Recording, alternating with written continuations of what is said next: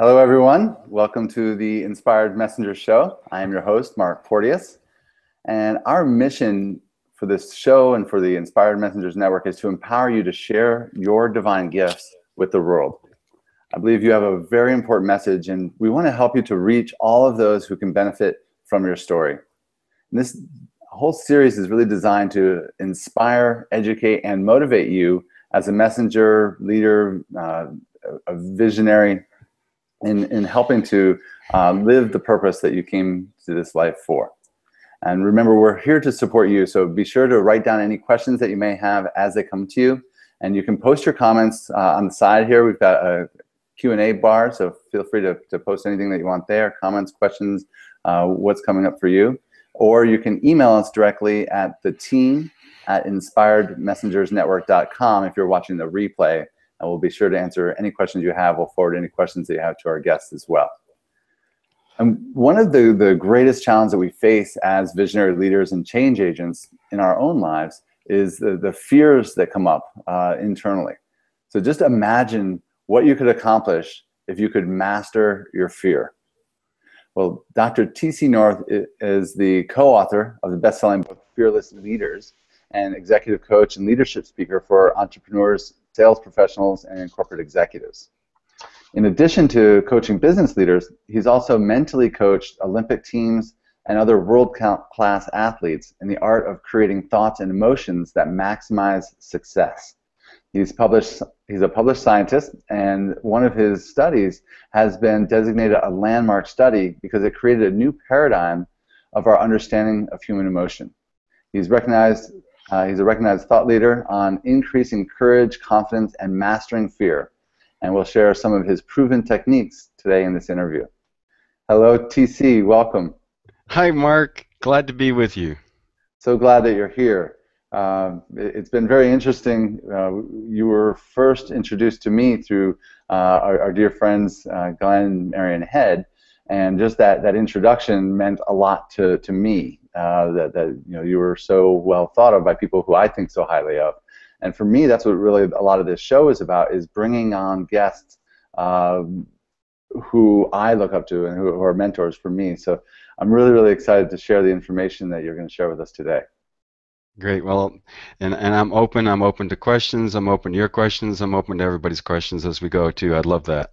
Fantastic. Good. So we're going to start off kind of getting a little bit familiar with who you are and what you have to offer, and then we do have some guests that will be able to come in and ask questions as we get into more of the meat and the potatoes. Okay, great. So before we really dive into the idea of overcoming your fears, I'm getting a little bit of an echo. Nancy, can you mute yourself? I see that we do have one of our members in the room. There you go, perfect. Thank you so much, Nancy Ann. So I wanted to start off by just kind of getting a better understanding of how you got to this place of becoming an expert on mastering fear. Can you tell us a little bit about your own personal journey? Sure, and it's always funny for me to hear that somebody say I'm an expert at mastering fear, because I've lived with so much fear, and I was the shy, introverted, dyslexic kid in grade school who would never raise his hand for fear of being wrong. And so my journey from there, and becoming a public speaker and speaking internationally, and then becoming a co-author and running a best-selling book, it has been a constant take my fears on, face to face, and learn how to do that. And when I talk about mastering fear, I in the book I wrote is titled Fearless Leaders, and even in that book we always make the point that you're never fearless. I've never met anybody who is fearless. You'd have to have a lobotomy to be fearless. So it's in the definition, it's really about are you in control of your fear, or is it in control of you? Mm-hmm. Yeah, that's a very important distinction, and understanding that people aren't fearless, because I talk to people who jump out of parachute or jump out of planes and everything else, and they say, yeah, you need to have that fear to protect you, but you can be consumed by it. And I think it's very interesting that you mentioned being afraid of being wrong in elementary school. I've recognized over the last few years that that's been one of my biggest fears, is making a decision, and what if it's the wrong decision? So we'll be talking more about that in a moment as well. Yeah, yeah, and that's one of the faces of fear of failure is indecision. And I can see why. Again, just in my own thing, I've become paralyzed at times because I didn't know which decision to make, and then you end up making none at all. Yeah, and so if I can just stop there and pause there for just one moment, because I love that concept personally, is for people to understand that when you don't make a decision, that is a decision, which is different than a decision not to do anything. That's a conscious decision, but just indecision means I'm not making a decision, which might be the right or wrong decision given this point in time. But it's not a decision. It's a decision to do nothing. It's funny because when you say that, it reminds me of a song. I'm like, what was it? Who sang that song? And it was Rush. There's a song in one of the Rush tunes, and I don't remember which song it was, but if you choose not to decide, you still have made a choice. Oh, I like that. I've never heard those lyrics. Yeah, I'll have I'll to pull the get lyrics those. up and get them to you. Thank you. That'd be awesome. Yeah. So again, you co-authored this book that's a best-selling book, Fearless Leaders. Can you share with us what you mean, or what makes fearless leaders? Yeah, in the book we have 12 success secrets, and my co-author Kathy Greenberg and I, my background is working with elite business people and world-class athletes, and hers is working with elite business people and folks like Navy SEALs. Which is interesting that she's the woman of the two of us, and she's the person working with the special forces. So we looked at, when somebody's the best in the world, or one of the best in the world, how are they different? How do they think differently? What are their belief systems that are different? And we came up with these 12 secrets, and the most important of the 12 we both immediately agreed on, which is what we're going to spend some time on today, which is to have the courage to fail in order to succeed. And if you go back to our comment about indecision, indecision is, I'm afraid to fail. And so then you don't actually move forward on something that is apparently important to you. So let's go into a little bit more.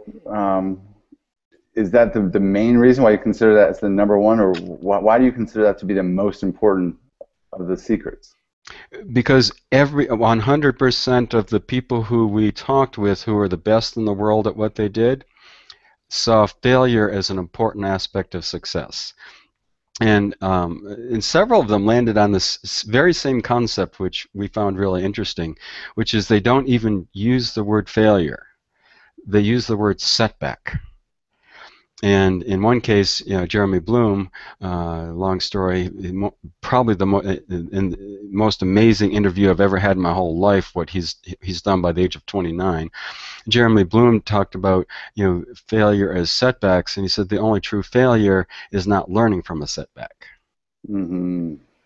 And he actually took, I wrote an article on this, Mark. It was one of my most popular articles because of the title. And the title of the article was The New F Word in Business. Failure. It was failure because he couldn't say it. When I was interviewing, he said, I love, and he got stuck on the word. He could only get the F out. And he said, I don't think of them as failures. I think of them as setbacks, and I love setbacks. And here's why. Because setbacks, whatever space you're in, whether you're individual or a team, whatever the challenge is that has set you back means that is a big challenge. It's difficult. And whoever gets to solve that is the group or the person who goes forward. And that's what separates you from everybody else. So he says, because that's my opportunity to separate myself, then I love setbacks. And that makes complete sense. Isn't that wild? It is. Yeah. So originally, right off the bat, you mentioned again your fear of making the wrong decision, and how that causes indecision, which is still creates a choice. In your experience, what do you think are the most common fears that block success? Well, when I looked, I did a program, a CD program, a bunch of years ago, and brainstormed with a whole host of colleagues on different fears, and I think we listed somewhere between 30 and 40 fears that we ran into somewhat commonly. And I'm going, well, I can't do a program on 30 to 40 fears, so how can I categorize them? And we came up with a few categories. One was the fear of failure. One is the fear of success, which is a very, very interesting fear when you really dig into it. Maybe the most ubiquitous fear in business today is fear of success, and I can explain that if you want. Mm-hmm. Fear of rejection, and then fear of selling. And that could be selling a product, it could be selling a service, it could be selling, I want to go to this restaurant with your spouse tonight. You could be selling, brush your teeth to a 6-year-old child. So selling in that concept of, do you have the courage to really sell your ideas, to sell yourself as well as products and services if that's what you do? So these are the four that you're talking about: is failure, success, rejection, and selling were like the biggest, or those are the different categories that you're saying. Yeah, they really encapsulated, essentially those 30 to 40 fears that we identified, more or less. Well, I can see the fear of failure. It seems pretty obvious of people, of all the fears that come up. What if I don't succeed? And you can kind of go through the progression of, okay, well, what if I don't succeed? And finding out what that fear comes down to. And it seems like a struggle for survival, basically, the fear of failure. But you mentioned the fear of success, and I've had some discussions about this. Is that really a fear? And how does it affect people? What is the fear? I'd love to hear you share a little bit more about the fear of success. Yeah, you bet. So fear of success, think of it as you have opposing goals. So, a really obvious one these days is what people call work-life balance, a term I really dislike, by the way, because the people I work with are never in balance. To be the best in the world, you're not in balance the way people think of balance. You think of balance like, things are equal. Well, they're not. So I ask people not to think about balance because it takes the brain in the wrong direction, but to think of success. Are you being successful in all of the areas of your life that are important to you? And so you could be successful with your family, you could be successful with your spouse, but it wouldn't look like you're in balance in terms of time to other people. But that's not the question. The question is the relationship working? I have a spiritual life. Is my spiritual practice working? Is my business life working? Is my social life working? Is my financial life working? Those are the questions. And you're right. I think that is what people talk about with balance. Is a lot of it is really time. Are we spending enough time with our family? Are we spending enough time? And the time doesn't have to be equal, like you said. The balance doesn't have to be equal to be successful. Right. What do you think is what is the fear then of the success? So the fear of success is going back to the way people look at work-life balance using that example, and there's some other fun examples too that are pretty easy to make sense of. If I spend more time at work, then I have less time for my family, and so I fail with my family. So it's like it's an either or, and I'm really big on the and concept. I call it the and factor, which is a whole nother discussion for maybe another program. It's actually a book I'm thinking about writing, so please don't anybody use it. But this, we tend to think black and white, either or. But the and factor is how do you bring things together successfully? So going back to the conflict of fear of success is opposing goals. So work-life balance, that could be an opposing goal. If I'm successful in one, I'm not successful in the other. And here's another one. Salespeople. I work with a lot of really elite salespeople, and people make $250,000, $500,000, or even more sometimes per year. And it's like, okay, so I have a successful year, but now I'm expected to do that and more next year. So the fear of success is, holy crud. If I do that, then what's expected of me? And can I keep doing that? And can I keep getting better? And I've had athletes, I remember that so clearly, the 16-year-old swimmer, years and years ago when I was doing a lot of sports psychology work, probably 25 years ago, one of the nicest human beings I've ever run across. And she said, you know, she in practice could qualify for what's called junior national times and senior national times at only 16 years old. Senior national times mean you get to swim against the best in the country, and from that group, you know, we have the national team, Olympic team is chosen. That's the highest level. And she was qualifying for that in practice. And I don't know if you know how hard swimmers practice, but they work really hard, and usually their times are pretty slow in practice compared to a meet. But she couldn't do it in a meet. And the mental block was, TC, if I swim senior times in a meet, and if I qualify for senior nationals, they're going to want me to go live at the Olympic Training Center and swim and train down there, and I don't want to do that. I'm 16 years old, and I want to be a kid still. Hmm. And I thought, what an incredible insight. See the opposing goals? So if she's successful and she swims these times that she trains for every day, she actually gets to do something she doesn't want to do, which is go live outside of her home and, you know, be treated, you know, that's just a whole different life, you know, as an athlete to live with a coach and live in an Olympic Training Center. And she just didn't want to do it. She wanted to be a teenager. And so we came up with an agreement, we brought her family in, and the and factor was, okay, if you swim senior times, can we have an agreement of a family what that means? And what they decided was, if you ever want to go live at the Olympic Training Center, it's an option.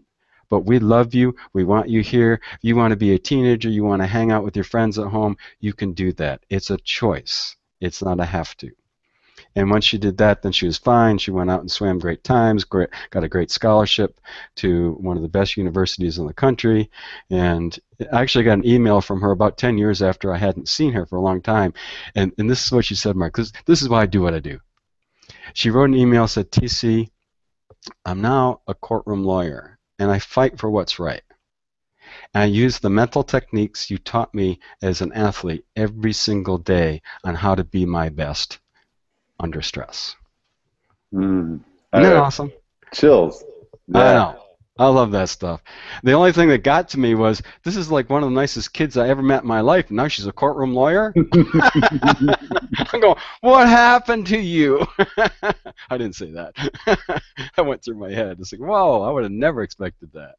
Yeah, well, we still need to have those courtroom lawyers, and especially what she's talking about, doing what's right rather than what makes her money. Yeah, exactly. That's wonderful.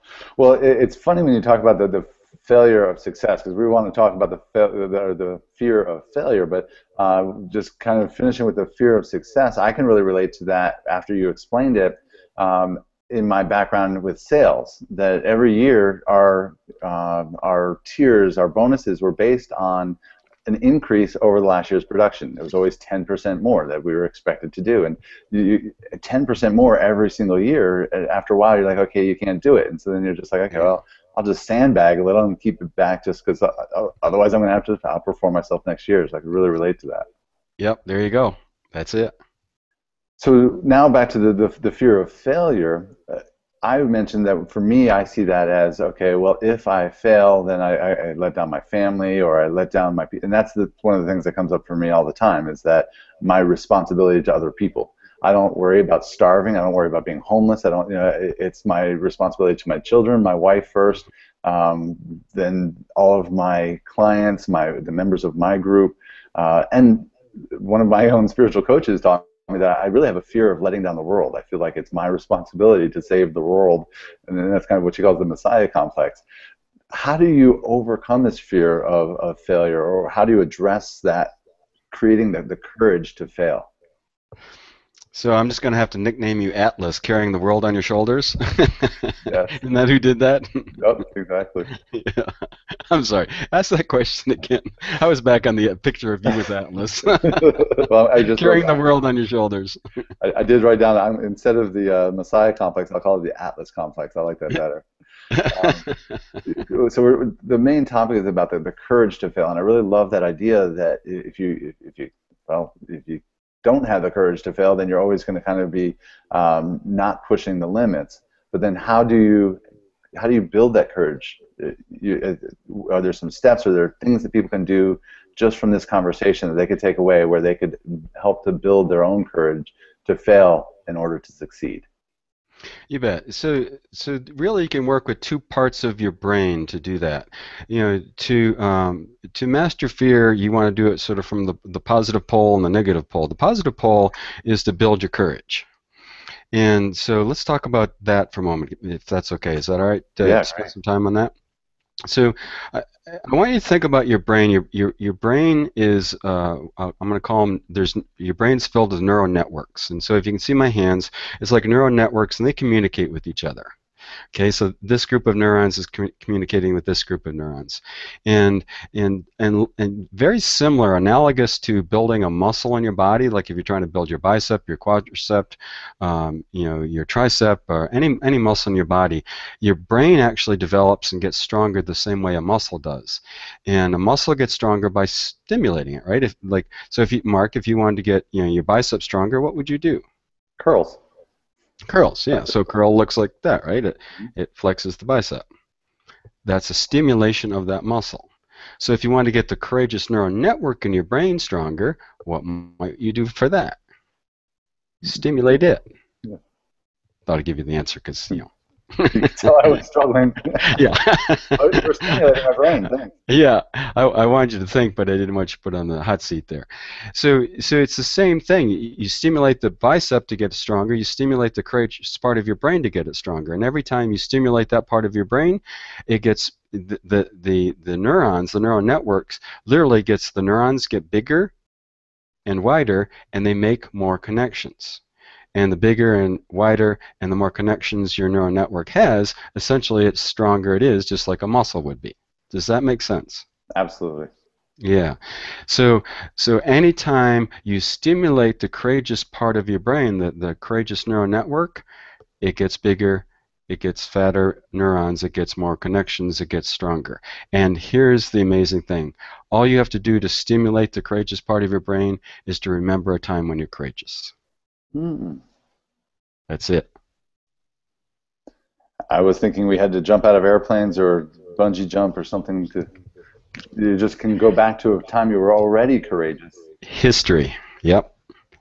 And it doesn't have to be super big courageous. It could be that, I had this conflict with my spouse or my child or my boss, and it was really kind of scary to engage in that, and I did it. And I do this a lot. As a speaker, I talk about courage, and we anchor our courageous moments, and there's a neuroscientist called Hebb, H-E-B-B, who created a law called Hebb's Law. And Hebb's Law says neurons that fire together wire together. So back to this analogy, if we have this set of neurons, that's, we fire those, you get a certain amount of strength. If we add this set of neurons, we got twice as much strength, right? So using the concept of anchoring is when you anchor something in your mind from neuro-linguistic programming, NLP, can be very powerful. And so I like to anchor courageous moments with this fist pump like this, pulling your fist down with your elbow to your waist, and say, yes. Yes. Yes, exactly. As you're having that courageous thought or that courageous memory. So what's the benefit of that? It's not just motivational hype. It's back to Hebb's Law. Now instead of having a thought, we have the sound, because we hear ourselves. We have physical movement, so we have motor sensory neurons. So now we've added 3 sets instead of just 1 set of neurons, at least. And so it makes a much bigger, stronger connection. So to anchor in courage, if you're developing courage, if you can use anything. I just I've never found anybody who said yes is negative. Right. And this is cross-culture. It's like pulling this fist pump this way and fist pump this way. You see it in different cultures. I don't know why, but it's cross-cultural. Again, nobody has really objected to that other than people who just don't like to do these kinds of things.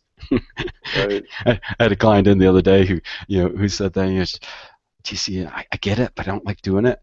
But after about the 7th time we anchored in one of his successes, we're doing it around success.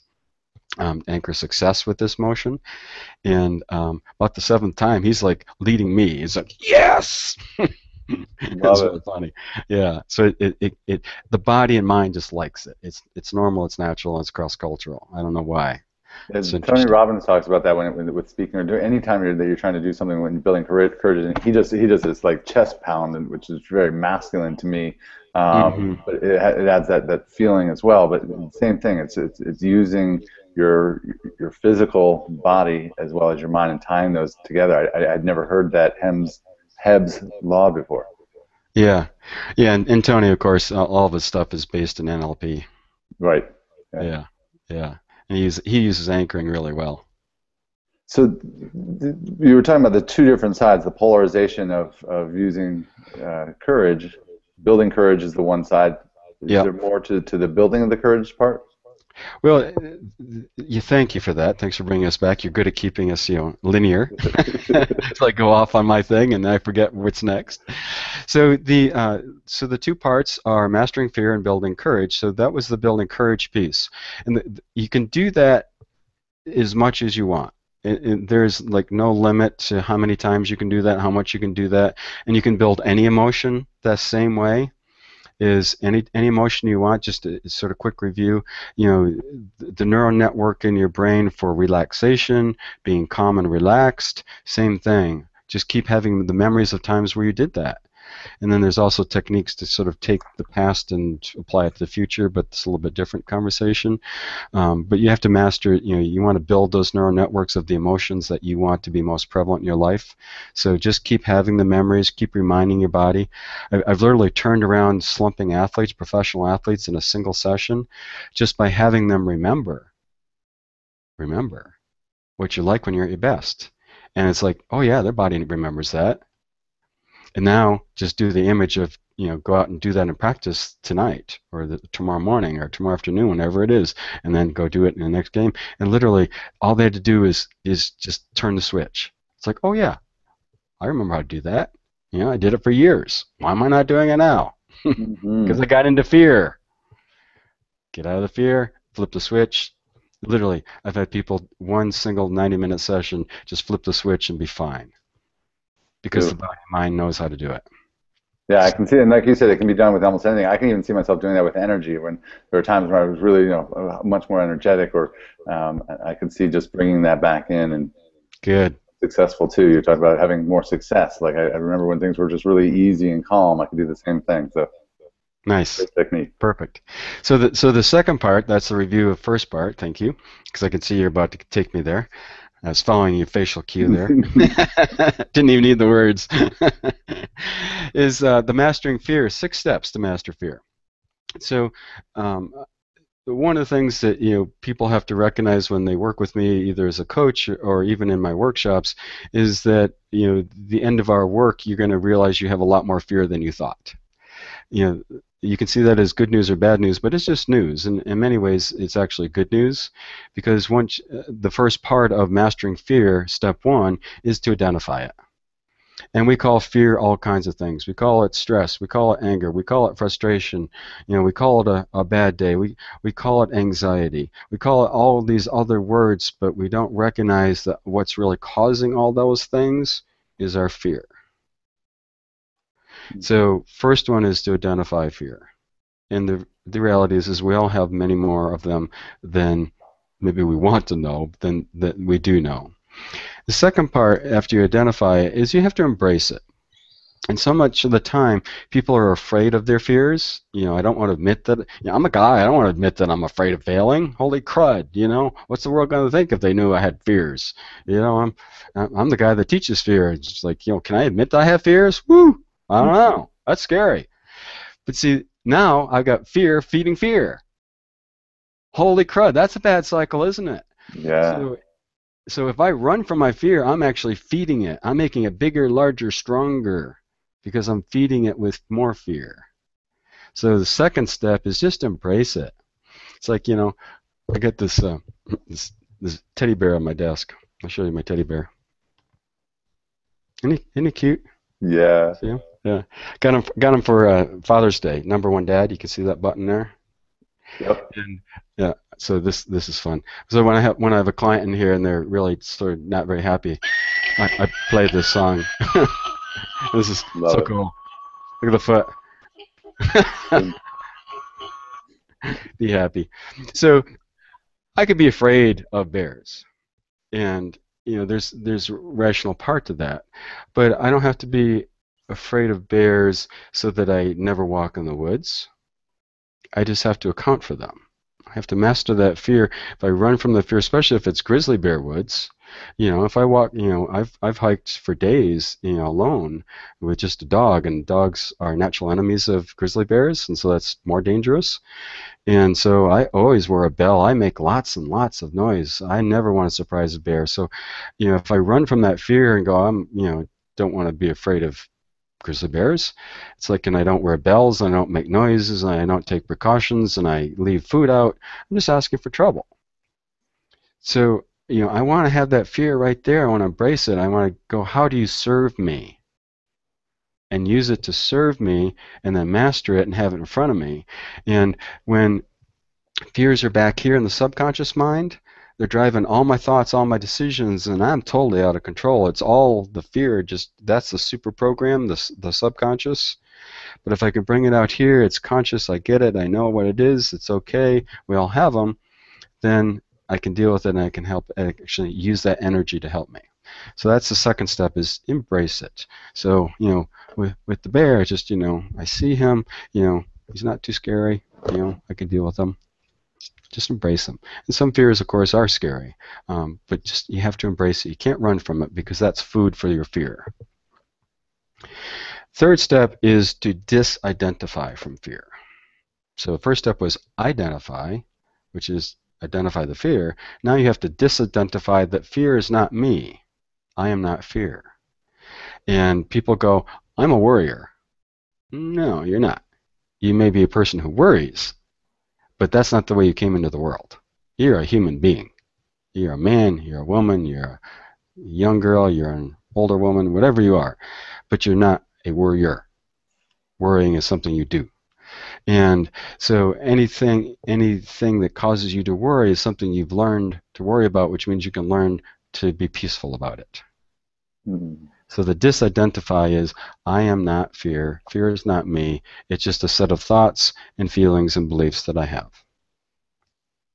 Got it. Fourth case is, fourth step is to identify worst case scenario. And this is a very, very powerful part of this. So Mark, you know this. I've worked with Olympic athletes, world-class athletes, and some of those athletes that I worked with a fair amount of Winter Olympians.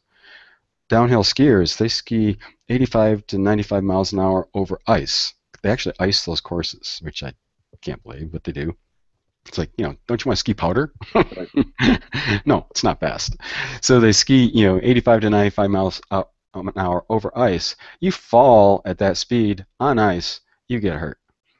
So what do you think is the worst case scenario for a downhill skier? What can happen? Death. Yeah. So they literally have to accept their worst case is, I can die doing this. And the reality is if you're a downhill skier, you ski at that level of competition, you will have a serious injury guaranteed if you compete for 2 to 3 years. 100% guaranteed. You can't avoid that. So you have to accept that's part of your sport. Most of us, when we work, we don't have to accept fear of death for what we do. You don't have to accept fear of death for this interview, do you? No, there were much minor fears compared to that. Yeah, you're probably not even going to blow out a knee, are you? No. Yeah. But I think that in our field, one of the biggest fears is the fear of failure that you were talking about earlier. And as a messenger, the one of the fears of failure is, I won't make money. And if I don't make money, I won't be able to pay my rent, or I'll be homeless, or I won't be able to buy food, and that eventually I'll be dependent on the state, and then eventually maybe I won't even be able to do that, and that maybe I won't have any food and I'll die. Yeah, absolutely. So we all have that in this space and outside of this space. And every entrepreneur, I've coached entrepreneurs for 29 years. They all have that. So it's not that do we have it or don't have it. It's how do we make that a motivator versus something that freezes us. And I work with the spiritual community quite a bit, and the spiritual community has this fear of power. And a lot of people who are, trying to do good things in the world have a fear of power and a fear of money. And, that will undermine us every time. What's always interesting to me is if when you run across people who go, money's not important to me, then they're always struggling for money, and money is very important because they're spending a whole lot of energy on why don't I have enough, or I don't have enough, so what am I going to do? So it's not important, but then they spend 70, 80, 90% of the energy they could be putting into something really positive in their life into worrying about not having enough money. So it's really important, that's back to the and factor, is to be able to have strength, to have ego, to have power, and to be doing it mindfully, and to be able to make money at what you do when you do something good. And believe me, this is one I've had to work on, because I came from a social services background. Well, I know that work. We're still in the 6 steps, and I think we're still on identifying worst case scenario. But you just brought up a really important thing about the fear of power and the fear of money, and I really can identify with what you're talking about with the fear of money, and that, oh no, money doesn't matter to me. And I remember when I was in my 20s, money didn't matter to me, and I just lived a very bohemian lifestyle, didn't have a lot of it.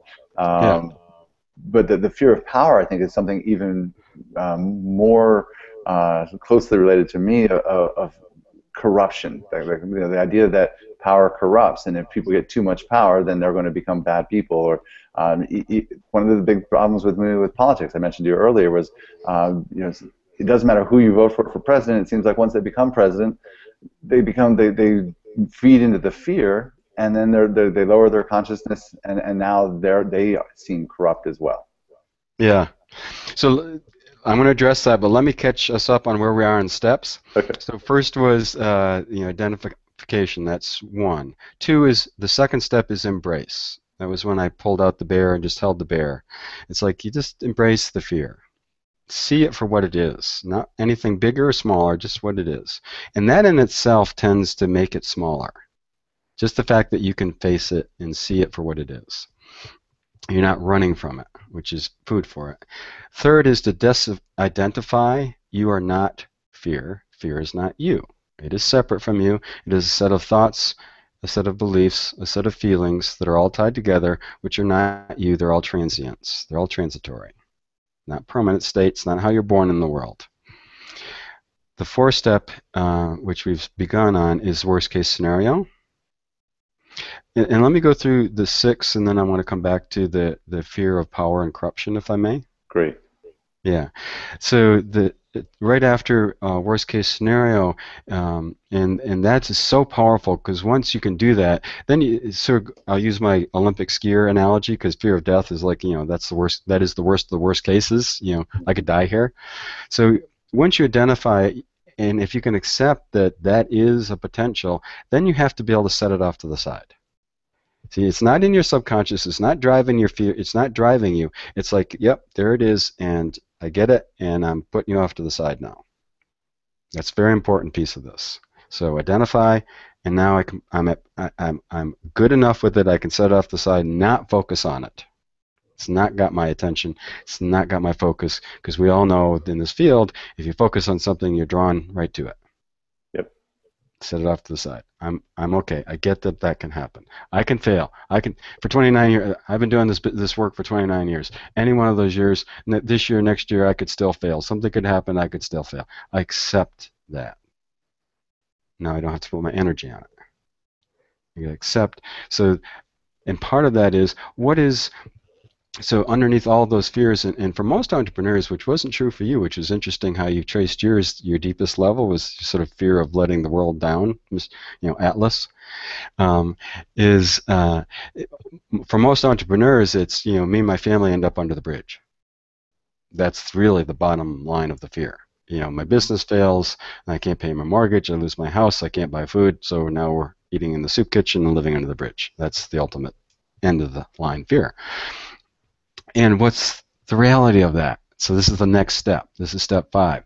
What is the probability of that happening? 0 to 100%. And when people look at the probability of their worst case scenarios, it's usually really close to 0%, or it's so low it's like, why am I putting energy into this? It's like, well, if like all the entrepreneurs I know, they're smart, they're intelligent, they're talented, they got skills. Worst case scenarios, you have to go get a job somewhere. That's really not failing your family. It's just that your entrepreneurial venture didn't work the way you wanted. Heck, every entrepreneur I know has had failures. Setbacks. Setbacks. You got it. Yeah.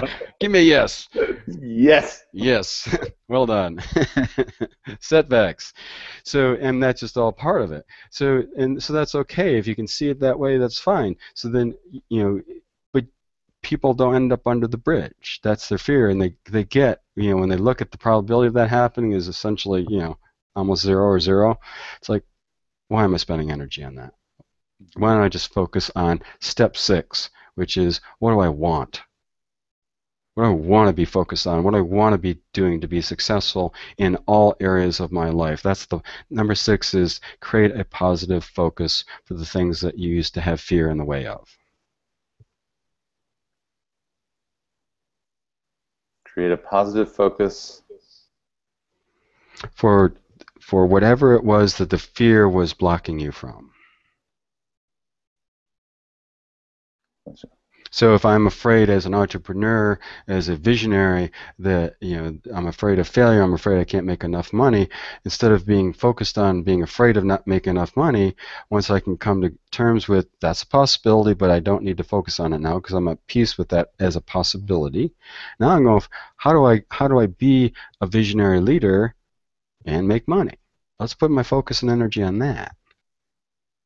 And I need to make money. Money's a good thing. It's just a form of energy, unless you become corrupt. So now I'll go to your corruption piece. So we chatted a little bit about this, and this was a fascinating bit of research that I read recently on power and empathy. And they studied brain scans, and they put people in the lab, and they studied their brain, and they created an artificial sense that they have more power. And what they found in the laboratory was when people had a sense that they had more, even a sense of more power, they actually became empathetic. The part of their brain that sort of fired empathy diminished. Like, holy crud. So that is the piece that everybody worries about, is like, well, if I have more power, does that change who I am? If this other person gets more powerful, does it change who he or she is? Do they become corrupt? So on my team, one of the people I've trained in my Fearless Leaders work is a former Buddhist monk. And I think monks have developed mindfulness practices to a level that higher than anybody else in the world. And I'm very privileged to be able to co-collaborate with him because we have integrated principles that have never been taught together before, as far as we know, in the universe. And we're teaching mindful power. Usually power is associated with ego, and mindfulness is associated with less ego. But in my world, and I was so happy when Monk Greg Berdoulis, my partner in all this, I call him Monk Greg Berdoulis, said, I get it, TC. And what he got was, you can't set ego out of the way unless it's strong. If it's weak, it wants to get stronger because the ego is there to take care of you. It's part of survival. And survival brain always wins.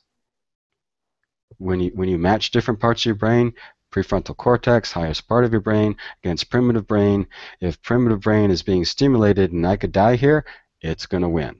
It always wins. Survival always wins. So to overcome that, to teach power and being mindful simultaneously, we want people to become stronger.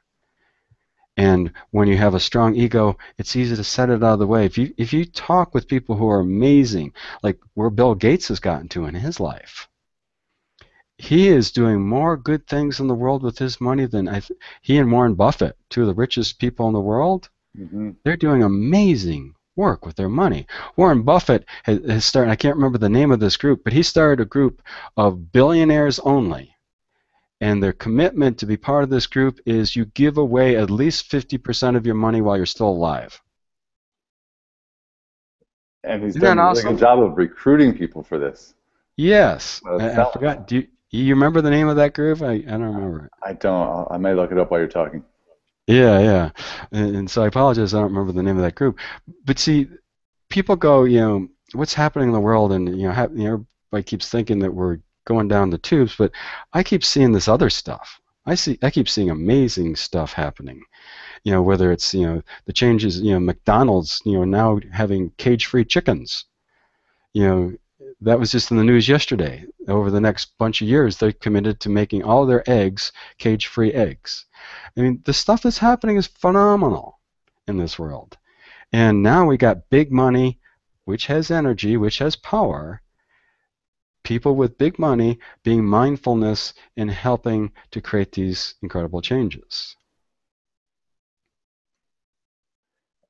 It's beautiful. I got chills in my arms. And by the way, it's called the Giving Pledge. Thank you. Excellent. The Giving Pledge. Yeah. Yeah. Bill Gates is one of those members. And I got to create he and Melinda Gates are doing the amazing work in the world. And I have to admit, Mark, I've been a Mac man since 1983, so I always called him, like the devil. I've said that about him, so I apologize. I take it all back. I want my karma returned. It's funny that you say that. You bring up that whole thing about Mac and PC, and for me, I've always respected Bill Gates because I saw even early on how he was doing a lot with malaria and all the stuff that he does, versus Steve Jobs, who has admitted himself that he's never donated money for any cause ever. And so then I really had this thing against him where I'm like, well, how could you have this much money and not do any good in the world? And after watching the movie Jobs, I realized that his life was his thing. I mean, what he brought to the world has brought a global community, and I can't take anything away from him on that. I'm trying to get out of the judgment thing and saying that just because he hasn't donated money, he obviously brought amazing service and to mankind. Well done getting out of the judgment. I like it. Yeah. Well, and his successor, Tim Cook has pledged to give all of his money away during his lifetime. Mm. Yeah, and it's amazing watching these people. I don't know if you know the book Abundance by Peter Diamandis. Talks about the name of the book is Abundance: The Future is Brighter Than You Think, and he talks about the 3 different things that are predicators showing that we are heading into the best times ever, and that we actually live in a time that is healthier, wealthier, and less violent than ever before. Even though if you look at the news, you don't believe that. But one of the big things is these tech moguls are having heart and all this other stuff. So I love that. So mindful power. Mindful power. Mm-hmm. There's a bunch on my blog about mindful power if people want to read about it. And we did our first retreat in Breckenridge last year. We rented a lodge and co-facilitated the first mindful power retreat, and we're going to do some more of that. So if people are interested, just please contact me. I'll let you know when those are coming out. Fantastic. And you do also, there's a couple of things that I want to touch on. One is you've got a bonus video that you'd mentioned a little bit about before. If you're watching live, you can just click on the link to the right and you can watch that interview. But something you just said brought up one of the other big topics that I really want to talk about because it relates to me personally, and that's the idea about collaboration versus strong leadership.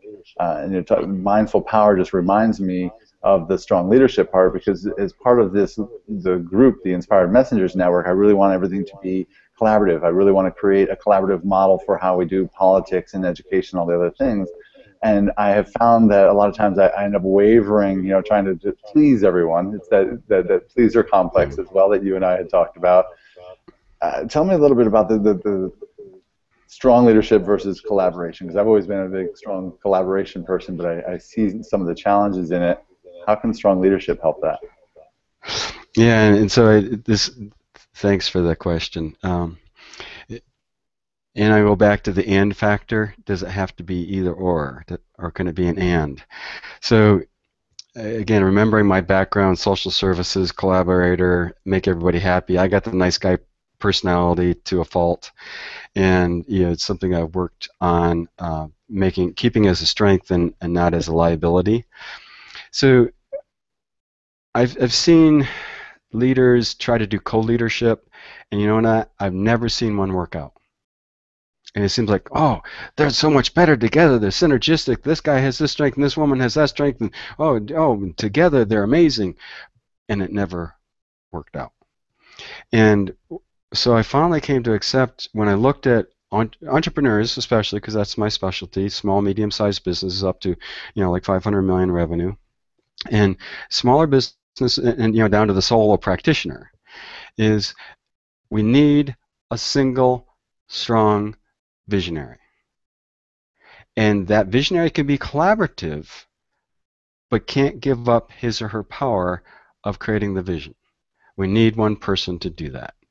And so if I'm thinking about, being part of your group, I need you to be a strong visionary leader.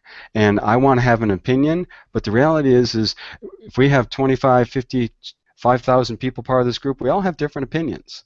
Somebody has to go, this is it. And people are aligned, we go forward. People who aren't, they go do something different. And it's all good.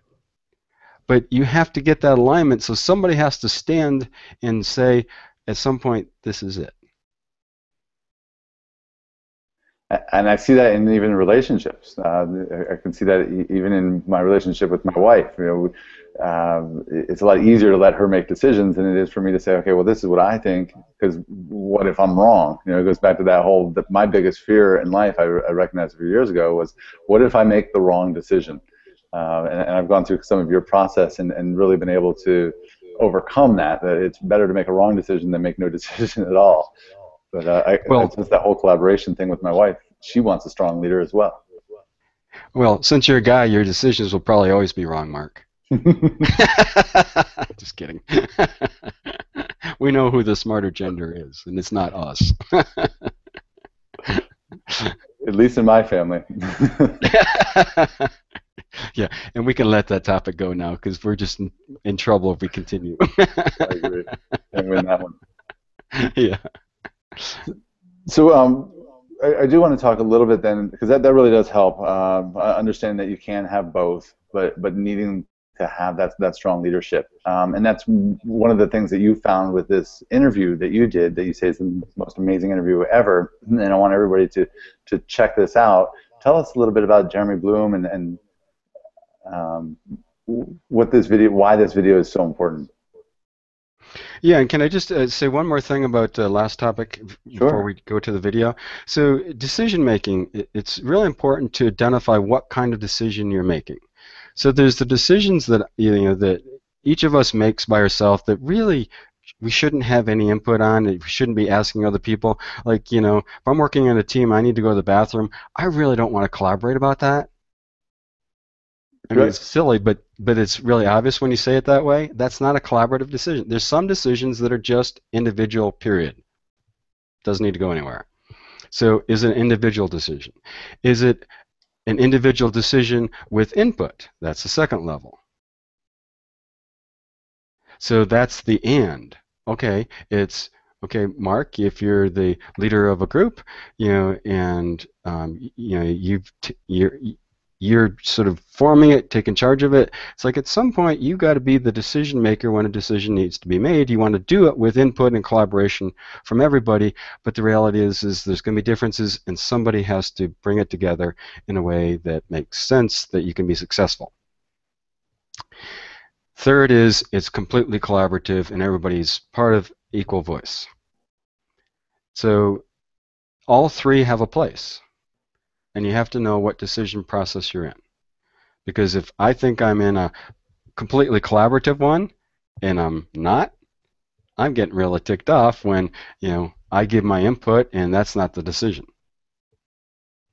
Which I've seen happen as we went to a more empowered, leadership style. So I just wanted to mention those different decisions. No, I appreciate that, and also, yeah, knowing where you are in that, I can see how if you think that it's collaborative and then something else happens, and you say, well, why did that happen? Beautiful. Thank you for adding that piece in there. Um, so yeah, the last thing I wanted to share was talking about this video and why it's so important, and then we can also answer a couple questions from our audience and some of our members of the Inspired Messengers Network. Perfect. Yeah, so the video I'm sharing with you guys is a private video on YouTube. I do not share it publicly because I actually do workshops with top salespeople and executive teams. It's the most powerful 23 minutes I've ever spent with a high performer. It's with Jeremy Bloom. The history of Jeremy Bloom was he was a male model at age 16, made a ton of money, and he was a professional mogul skier, freestyle skier, three-time world champion. He has won more gold medals than any other freestyle skier in the history of the sport. And when he retired from freestyle skiing, he went to the National Football League, and he played 3 years in the National Football League as a punt returner wide receiver.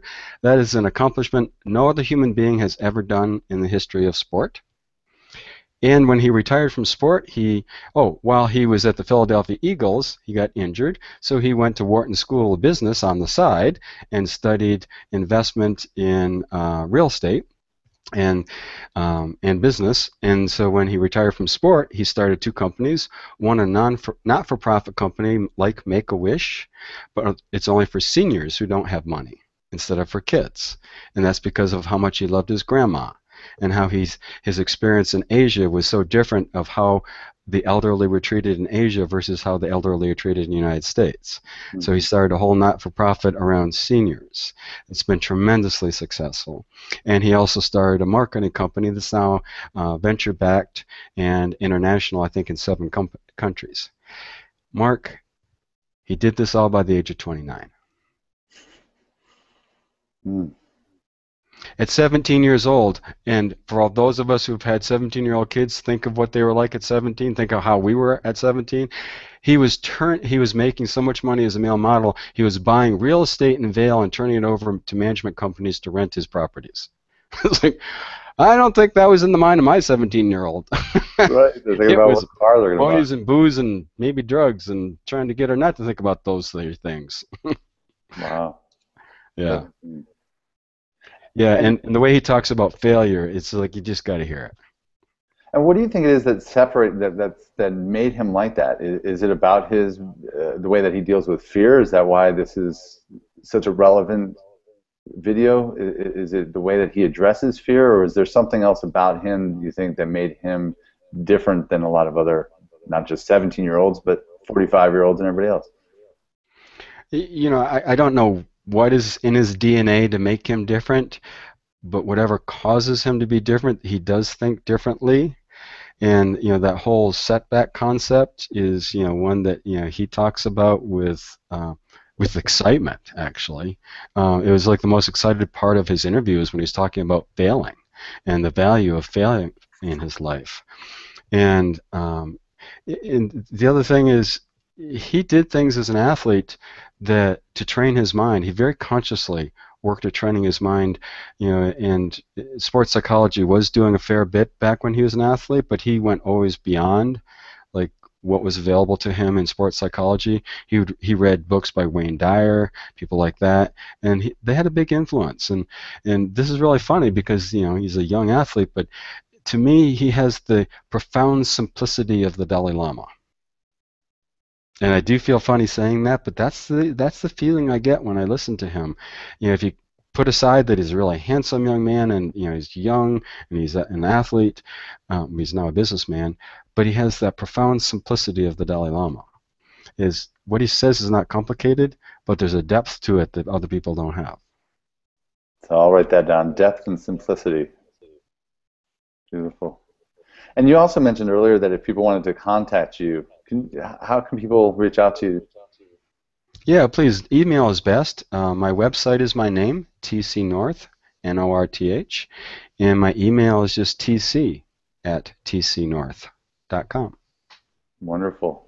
Well, thank you so much. I really, really appreciate you being here. And I'd like to invite members, especially our featured messengers within the Inspired Messengers Network, to come on and join us in the Hangout. I didn't know earlier if people were going to make it, but we do have one of our own, Nancy Ann Steele, is here. And Nancy, if you want to unmute yourself, if you have any questions, are echoing, so I'm going to turn myself off once I turn you on. Let me mute yourself for just a second. Okay. I'll have you. I can hear you now, Nancy. So yeah, just to introduce Nancy, and when you were talking about the collaboration thing, one of the things that we're working on is this whole idea about being able to build a collaborative model. So I think it's very, very interesting that she's here, and would love to hear your question. Let's go ahead and unmute yourself, Nancy Ann. Actually, yes, I loved what you said about collaboration and those 3 stages. I see it as a journey of human development to progress along. As we progress in awareness, we have greater capacities to bring together the consciousness we represent and the experience, knowledge, and wisdom we've brought through our own living. So when you spoke of Steve Jobs, I actually identified because my life is my message. Oh, nice. Yeah, and so I don't actually have a proclaimed business because I'm so on the edge of evolution. It isn't something that could be valued in the normal way that people would normally put out money for, but they just, yeah, I turn people on to things they never thought they'd be turned on to because I wake them up. I also have the simplicity of, and what was the other thing you said of the Dalai Lama? I just see things. I just see things. It's just my gift.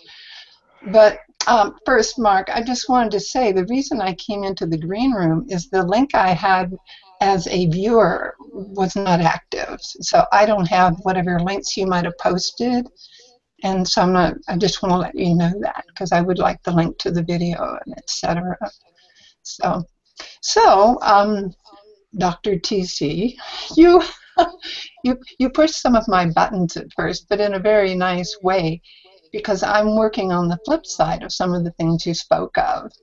So when the subject of balance of life-work balance came up, I was laughing also because when you gave the example of the young man who made his choices, I thought, well, that was the balancing act of the inner life and the outer life.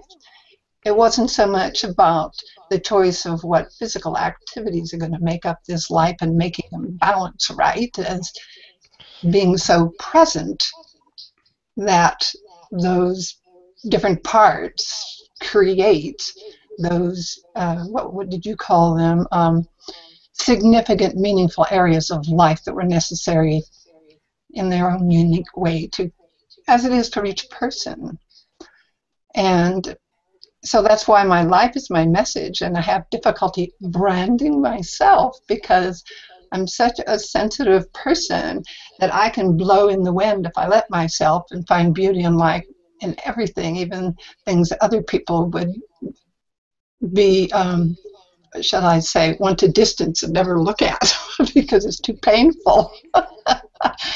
It's all information, all of it.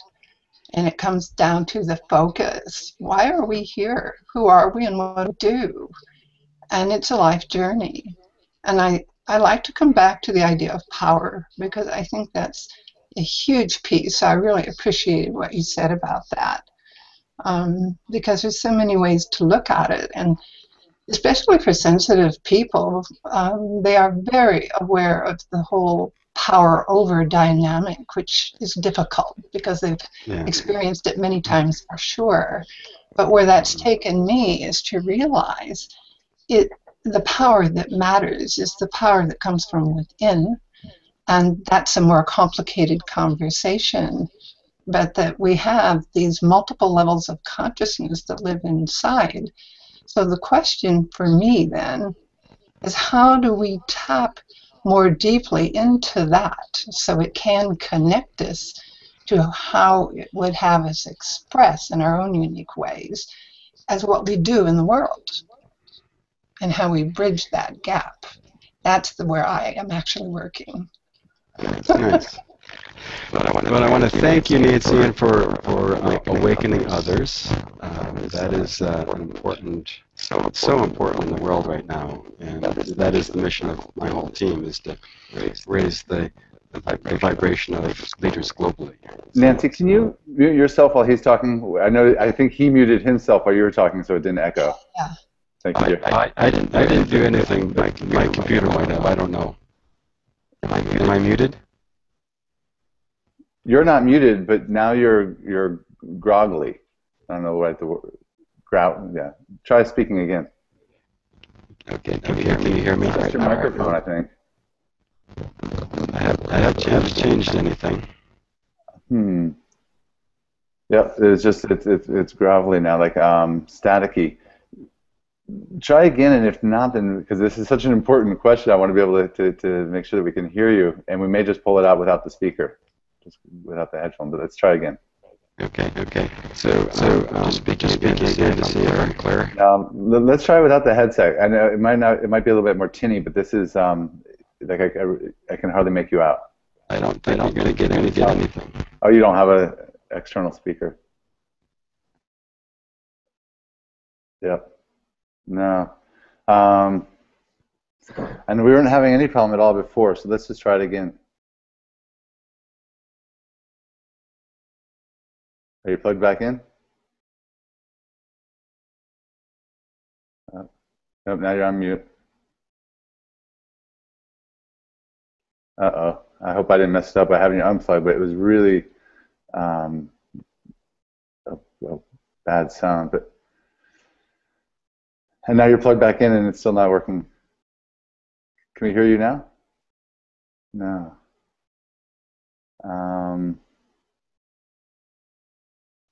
And it may just be your speaker setting. I don't know how to address that. I'm sorry for this technical issue. It was just really, really hard to hear. Boy. Still no sound. Huh. Yep, we might have to cut it here. So, Mark, I would like to add one more thing, if I could, before we leave, that ties into where we left off. Would that be all right? Sure.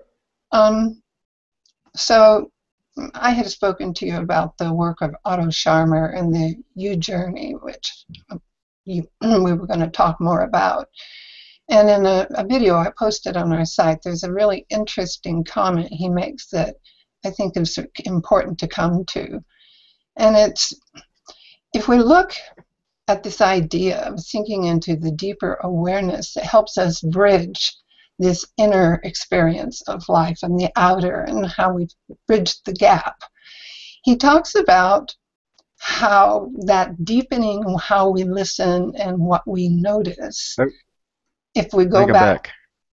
Oh, good. Yeah. If we go back through time and we look at spiritual practices across multiple traditions, that they were all designed to do exactly that. And the interesting thing is if we talk about the three brains we have, right, the obvious one, right, the one in the heart and the one in the gut, that many of those practices were specially designed to work with the mind and with the heart, but there are way fewer that deal with the gut and with our will, which is this other discernment that deals with power and how we align with our personal integrated power from the core and release the things we inherited or pick up along the way. And so I think looking at that in terms of how we work with power, I'm actually now deciding that's actually at the very core of my work, because I actually went through a major health collapse where I was in a position using my personal power in healthcare under very difficult circumstances, and I had a total collapse.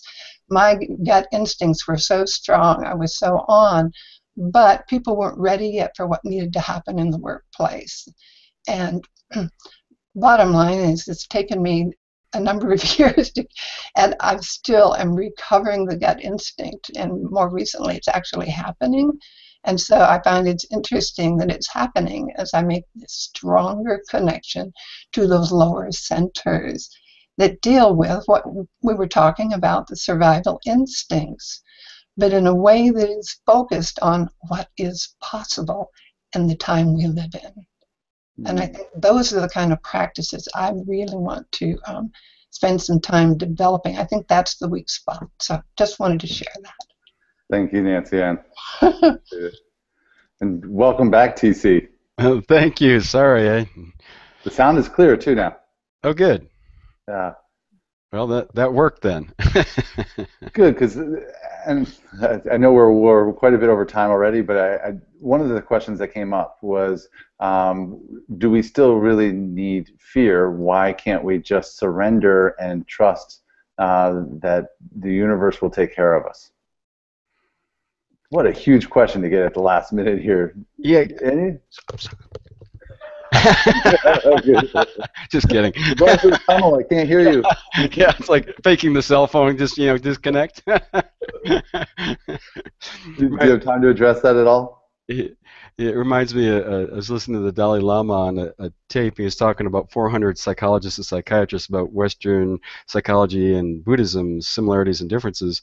And this woman comes up to the microphone and says, "Your Holiness, can you tell us what the purpose of life is?" And he laughed, his childlike laugh that always makes me laugh, and he said, "Can you ask me an easier question?" And then he says, "Actually, that's an easy question for me."